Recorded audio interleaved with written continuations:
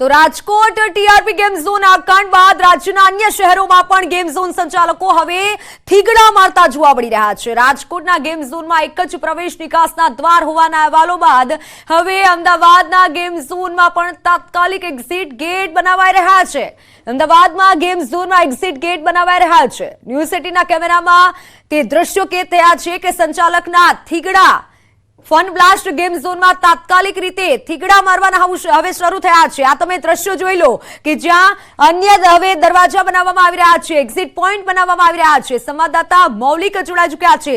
મૌલિક, હવે આ થીગડા મારવાનું કામ થઈ રહ્યું છે કારણ કે હવે કાર્યવાહી કરવી પડશે, એટલે હવે આ થઈ રહ્યું છે અને બીજા ગેટ બનાવવામાં આવી રહ્યા છે।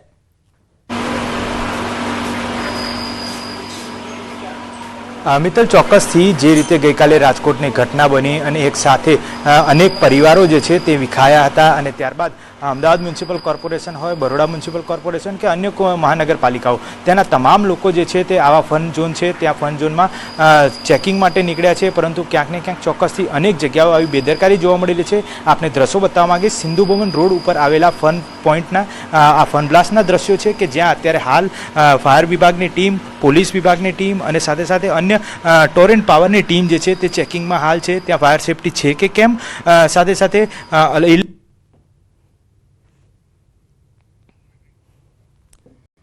આ તમે જ દ્રશ્યો જોઈ લો। આવી જે મોટી દુર્ઘટના સર્જાઈ છે ત્યારબાદ ખબર છે કે હવે અમારા પર આવશે અને કાર્યવાહી થશે, એટલે થીગડા મારવાનું કામ થઈ રહ્યું છે, પરંતુ થીગડા મારવાથી કંઈ નહીં થાય। જ્યારે આવી મોટી દુર્ઘટના સર્જાતી હોય છે ત્યારે બધા જ છટકી જતા હોય છે। આ અમદાવાદના ફન બ્લાસ્ટના દ્રશ્યો છે કે જ્યાં હવે એક્ઝિટ પોઈન્ટ બનાવવામાં આવી રહ્યો છે। આ જ એ જગ્યા છે કે જ્યાં એક્ઝિટ અને એન્ટ્રી પોઈન્ટ બંને એક જ જગ્યાએ છે। અનેક સવાલો થઈ રહ્યા છે। ન્યૂઝ સિટી ગુજરાતી સવાલ પૂછી રહ્યું છે કે બહાર નીકળવાનો ગેટ નહોતો તો પછી કેવી રીતે મંજૂરી મળી? પ્રવેશ અને નિકાસના એક જ ગેટ હતા તો મંજૂરી કોણ આપે છે અને કેમ આપે છે? મંજૂરી કેમ મળી જાય છે આવા લોકોને? અમદાવાદમાં ગેમ ઝોન અંગે કેમ કોઈ કાર્યવાહી ન થઈ? આ જીવતું જાગતું ઉદાહરણ છે કે ગેટ એક જ હતો એટલે હવે રસ્તો બનાવવાનો જે માર્ગ છે તે મોકળો થઈ ગયો છે અને હવે બીજો રસ્તો બનાવવાનો પ્રયત્ન કરી રહ્યા છે। એક્ઝિટ અને એન્ટ્રી પોઈન્ટ એક જ છે તો કેમ મંજૂરી આપવામાં આવી? શું આ અમદાવાદ મનપાની બેદરકારી છે? રાજકોટની તો આપણે ઘટના જોઈ જ લીધી છે, પરંતુ હવે અન્ય કોઈ જગ્યાએ ઘટના થાય તેની રાહ જોવાઈ રહી છે। હવે કાર્યવાહી થશે અને તે માટે આ ગેટ બનાવાઈ રહ્યો છે, તો પહેલા કેમ નથી યાદ આવતું? પહેલા કેમ મંજૂરી નથી આપવામાં આવતી? આ લાલિયાવાડી કેમ થાય છે તે જ લોકોને ખબર નથી પડતી।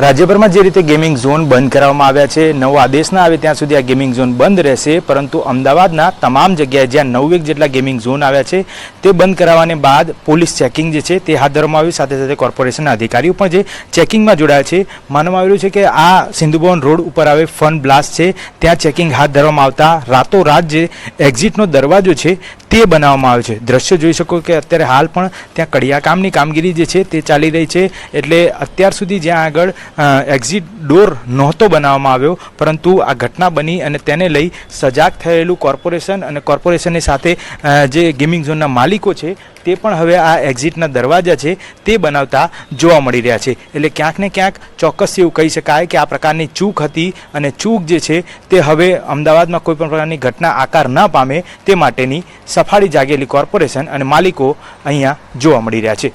મૌલિક દામેચા, ન્યૂઝ 18 ગુજરાતી, અમદાવાદ।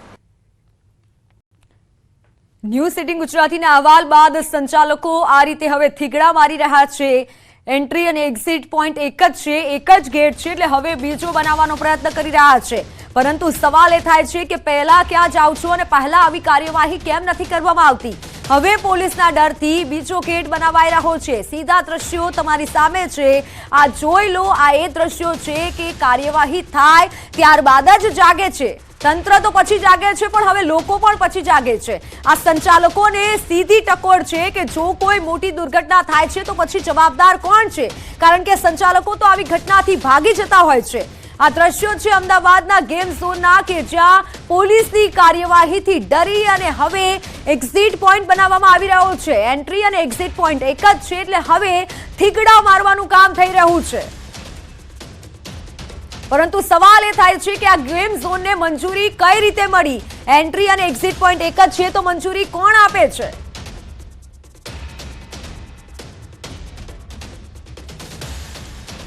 સંવાદદાતા મૌલિક જોડાયેલા છે. મૌલિક, એન્ટ્રી અને એક્ઝિટ પોઈન્ટ એક જ છે તો સવાલ મોટો એ છે કે એન્ટ્રી મંજૂરી મળી કઈ રીતે?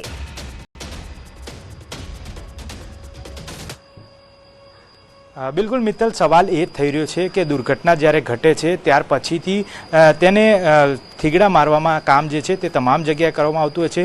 આટલી ઘટનાઓ બને છે તેમ છતાં પણ તેમાંથી કોઈપણ પ્રકારની શીખ નથી લેવામાં આવતી. તે રાજ્ય સરકાર હોય કે પછી મ્યુનિસિપલ કોર્પોરેશન. ફરી એક વખત આ દ્રશ્યો બતાવવાનો પ્રયત્ન કરીશ, કારણ કે અત્યારે હાલ જે છે તે થીગડા મારવાનું કામગીરી ચાલુ છે.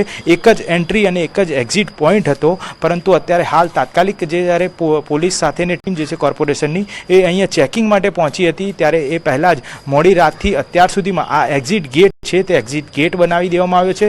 અત્યારે હાલ તેની કામગીરી જે છે તે પણ ચાલુમાં છે. આસપાસના વિસ્તારમાં તમામ જગ્યાએ માત્ર એક્ઝિટ પોઈન્ટ અને એન્ટ્રી પોઈન્ટ આ એક જ પોઈન્ટ હતો, પરંતુ અત્યારે હાલ તાત્કાલિક આ બનાવવામાં આવી રહ્યો છે. દ્રશ્યોમાં પણ જોઈ શકાય છે કે આખું આ જે ફન બ્લાસ્ટ છે, સિંધુ ભવન રોડ ઉપર આવેલું ફન બ્લાસ્ટ છે, ત્યાં આગળ માત્ર ને માત્ર જે જગ્યાનો એન્ટ્રી પોઈન્ટ હતો ત્યાં એન્ટ્રી પોઈન્ટની બગલમાં જ એક્ઝિટ પોઈન્ટ, એટલે કે એક જ દરવાજો હતો. પરંતુ આ દ્રશ્યોના મારફતથી ફરી એક વખત બતાવવા માંગીશ કે અત્યારે હાલ આ દ્રશ્યો આપ જોઈ શકો છો ફન બ્લાસ્ટના, કે જ્યાં એક્ઝિટ પોઈન્ટનું તો કામ ચાલી જ રહી છે, પરંતુ એક જ એન્ટ્રી પોઈન્ટ હતો અને એ જ એન્ટ્રી પોઈન્ટ ઉપરથી તમામ ગ્રાહકો જે છે તે પોતાની મજા કરવા માટે પરિવાર સાથે આવતા હતા અને તે જ એક્ઝિટ ગેટ ઉપરથી ફરી પાછા પરત હતા. પરંતુ ત્યાર પછી આ બેદરકારી સામે આવી, આ બેદરકારીના તમામ આદેશો આપવામાં આવ્યા, બંધ કરવામાં આવે અને બંધ કર્યા બાદ તાત્કાલિક આ જે દ્રશ્યો છે તે દ્રશ્યો બતાવવા માંગે.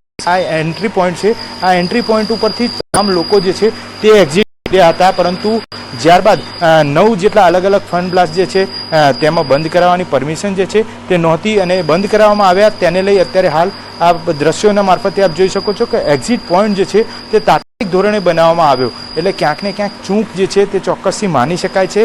એક્ઝિટ ગેટ નહોતો અને તેના જ કારણે કોઈપણ પ્રકારની આવી દુર્ઘટના બને તો લોકોને જીવ ગુમાવવાનો વખત આવી શકે છે, તેની શક્યતા નથી નકારી શકાતી. તે પ્રકારના દ્રશ્યો જે છે તે અહીંના ફન બ્લાસ્ટમાં જોવા મળ્યા. હવે પછી અલગ અલગ જગ્યાએ ચેકિંગ કરવામાં આવે છે. કેવા પ્રકારની બેદરકારી છે તે જોવું રહ્યું. બિલકુલ મૌલિક, એટલે કે હવે એવું થયું કે 10-15 મોત થાય ત્યારબાદ જ સુધરીશું. હવે એવો ઘાટ સર્જાયો છે કે મોત બાદ સુધરીશું, અને જો આજે આ ગેટ બની શકતા હોય તો પહેલા કેમ બન્યા?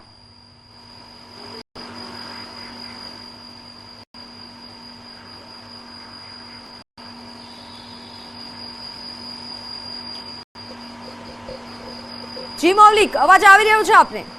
છે કે ચાલે ગયા અવાજ જ નહીં. સવાલ એ થાય છે કે જો આજે આ ગેટ બની શકતો હોય તો પહેલા કેમ ન બનાવવામાં આવ્યો અને મંજૂરી કેમ ન આપવામાં આવ્યું? કંઈક મોટી દુર્ઘટના થાય ત્યારબાદ સુધરીશું તેવો હવે ઘાટ સર્જાયો છે.